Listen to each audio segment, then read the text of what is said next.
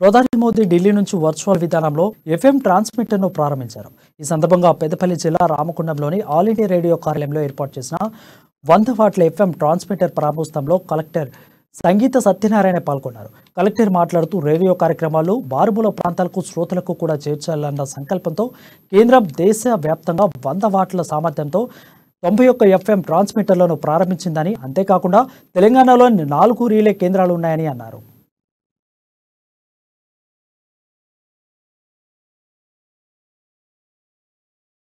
FM radio, all India radio, FM radio 100.1 ఈ relay స్టేషన్ని మనకి through out the country ఒక 91 స్టేషన్స్ని గౌరవనీయులైన ప్రధానమంత్రి గారు ఇవాళ వర్చువల్ ఇనాగ్రేట్ చేయడం జరిగింది. దాని భాగంగా మన తెలంగాణలో ఒక 4 స్టేషన్స్ వీ హ్యావ్ రిసీవ్. దాంట్లోనే మన పెద్దపల్లి జిల్లాకి సంబంధించి రామకుండంలో ఒక relay station which covers almost 20